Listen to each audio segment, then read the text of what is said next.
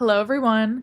Welcome to the second lesson in my branding and accessible design course. I've partnered with Adobe Express to give you a crash course in using the platform to help you build a visual brand identity from start to finish. This lesson is all about choosing your color palette and ensuring you're making accessible design choices for your brand. In this lesson, I'll be covering how to build a color palette in Adobe Express, contrast ratios, color blindness, and how you can use Adobe Express to test your color palette.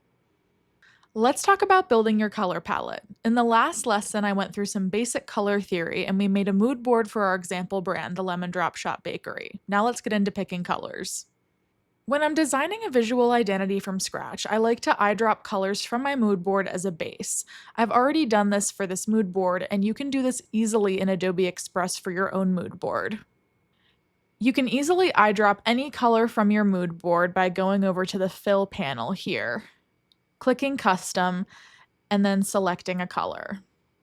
This color palette is bold and playful just like our brand voice, but it's not a very usable palette. So what's missing? It's a very low contrast palette, so we'll definitely have to add a dark neutral or deep color for accessibility. We also need to see how many high contrast pairings we have and do a color blindness check. You can start to train your eye to spot these low contrast pairings. This is a pretty easy one to spot since it's so drastic. You can see the white text on black is much easier to read. The contrast is 21:1, whereas the white text on pastel yellow isn't legible, and the numbers prove it. This is only a 1.07:1 ratio.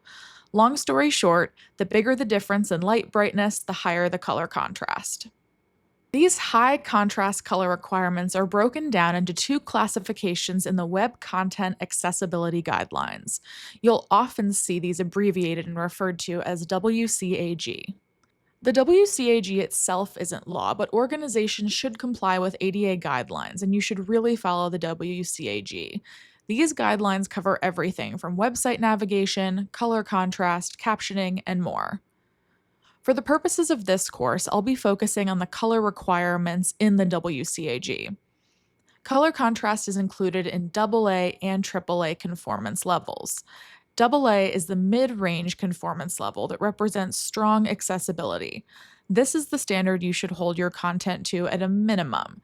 It requires a contrast ratio of 4.5:1 for normal size text and 3:1 for large or bold text. AAA is the highest level of conformance. It requires an even higher ratio of 7:1 for normal text. Adobe Express makes it really easy for you to check the contrast of your color palettes. They've integrated this contrast checker and a color blindness check that covers both AA and AAA levels. Here you can see a test I did for white text on this vibrant purple. It passes the standard AA and large text AAA. When we look at our current color palette in Adobe Express's color contrast checker, we can quickly see how limited this color palette is. Two colors aren't even able to be used, and we only have 4 high contrast pairings. And even though we're aiming for AA, if we ever needed AAA compliant pairings, this palette gives us 0 options. We can also use Adobe Express to see what colors can't be used together to make our content accessible for colorblind individuals. This palette's actually a pretty good palette for color blindness. We have 2 yellows that can't be used together, but since those didn't pass AA together anyway for text, all text would still be legible for colorblind viewers. Still, this is a limited palette and definitely not as accessible as it should be. For this lesson's exercise, let's take our existing color palette and mood board and improve our palette's accessibility using Adobe Express tools.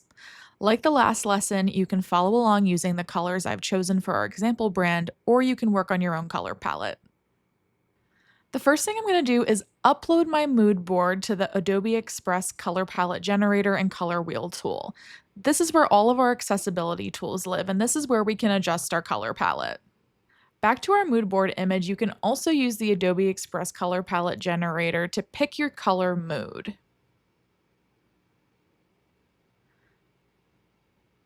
Here we can see a bunch of different examples based on mood. This is an example of what a muted palette might look like based on this mood board. We can see what a deep palette would look like, a dark palette.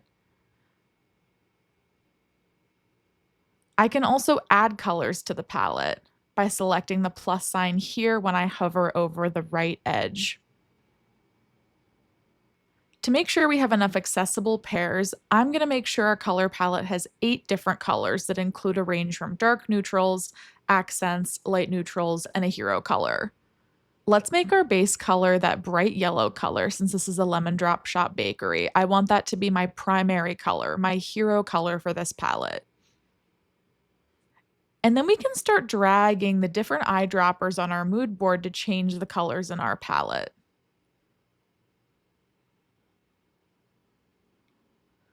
Like I said, we want to include a dark neutral color, so let's try to find a dark color on this mood board that we can use.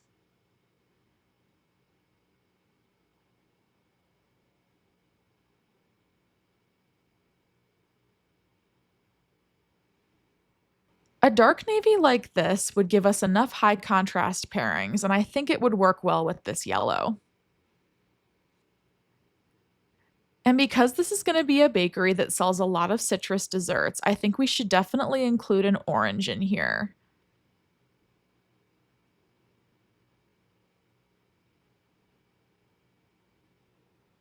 You can also go and adjust colors individually by clicking Edit Color here. I can pull up this tool to adjust each color individually.